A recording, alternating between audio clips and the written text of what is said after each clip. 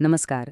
State bank of इंडियामध्ये officer बनण्याची एक मोठी संधी आली आहे आणि आज आपण 2026च्या सर्कल बेस्ड ऑफिसर भरतीबद्दल सगळं काही अगदी सोप्या भाषेत जाणून घेणार आहोत.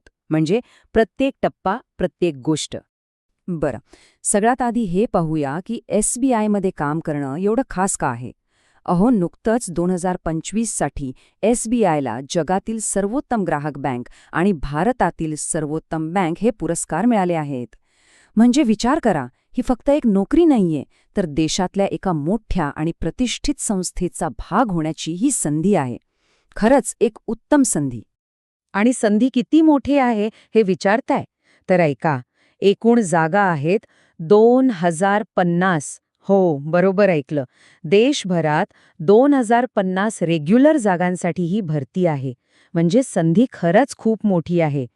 चला तर मग पटकन बघूया की आज आपण काय काय जाणून घेणार आहोत. सर्वात आधी SBIमधील संधी, मग पात्रता कशी तपासायची, निवड प्रक्रिया कशी असेल, अर्जासाठी काय काय लागेल आणि हो, सगळ्यात महत्त्वाचं, तारखा. ओके, तर पहिला मुद्दा SBIची ऑफिसर संधी. आणि यात सगळ्यात महत्त्वाचा प्रश्न की हा सर्कल बेस्ड ऑफिसर म्हणजे नेमकं काय असतं. तर बघा, सर्कल बेस्ड ऑफिसर, ज्याला आपण CBO म्हणू, हे ज्युनियर मॅनेजमेंट ग्रेड स्केल 1 म्हणजे JMGSI मधलं एक कन्फर्म्ड ऑफिसर पद आहे. आता याच्या नावातच सगळं आहे. सर्कल बेस्ड म्हणजे पोस्टिंग एका विशिष्ट भौगोलिक भागात, ज्याला बँक सर्कल म्हणते, तिथेच होते. आणि एक गोष्ट लक्षात ठेवा, प्रमोशन होईपर्यंत एका सर्कलमधून दुसऱ्या सर्कलमध्ये बदली मिळत नाही. त्यामुळे अर्ज करताना हा मुद्दा नीट विचारात घ्या. चला, आत्ता वळूया सगळ्यात महत्त्वाच्या भागाकडे, पात्रता तपासणी. अर्ज करण्याआधी आपण पात्र आहोत की नाही हे पाहणं गरजेचं आहे, नाही का? तर यासाठी 3 मुख्य गोष्टी आहेत. एक गोष्ट लक्षात घ्या, ही सगळी पात्रता 31 डिसेंबर 2025 या तारखेनुसार तपासली जाईल. तर काय काय लागतंय? पहिलं म्हणजे शिक्षण. कोणत्याही मान्यताप्राप्त युनिव्हर्सिटीमधून कुठलीही डिग्री चालेल. दुसरं, वय 21 ते 30 वर्षांच्या दरम्यान असायला हवं. आणि तिसरं, आणि हे खूप महत्त्वाचं आहे, अनुभव.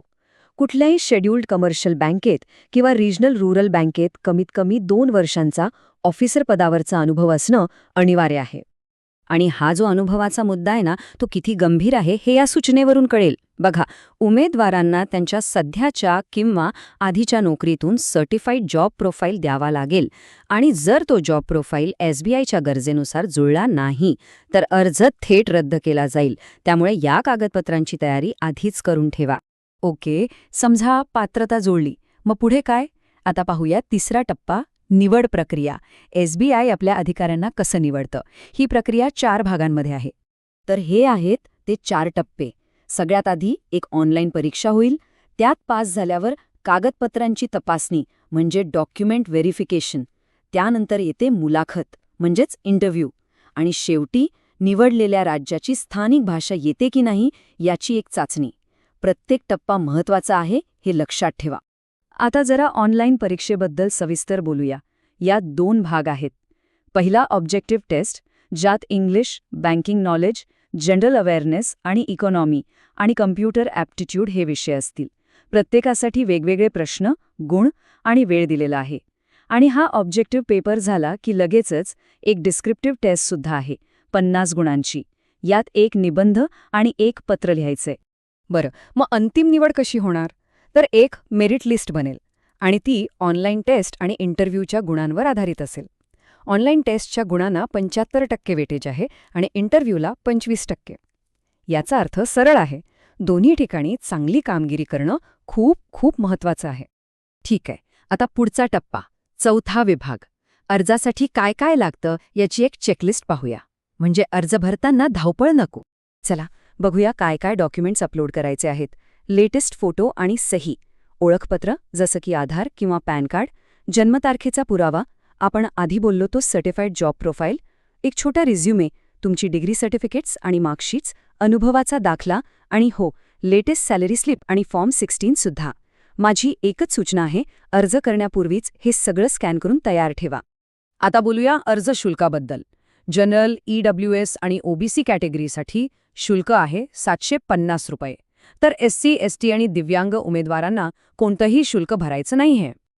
आणि आता आपण आलो आहोत शेवटच्या आणि सगळ्यात महत्त्वाच्या भागाकडे, तारखा. या तारखा चुकवू नका, कारण संधी पुन्हा पुन्हा येत नाही. चला तर मग, तारखा लक्षात ठेवा. ऑनलाईन अर्ज आणि फी भरणं सुरू होतंय 29 जानेवारी 2026 पासून आणि शेवटची तारीख आहे 18 फेब्रुवारी 2026.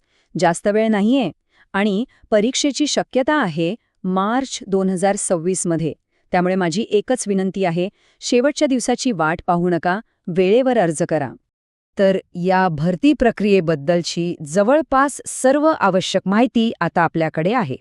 आता फक्त एकच प्रश्न उरतो. देशातल्या एका सगळ्यात मोठ्या आणि मजबूत ब्रँडसोबत काम करण्याची ही संधी करिअरमधलं पुढचं पाऊल ठरू शकते का? यावर नक्की विचार करा.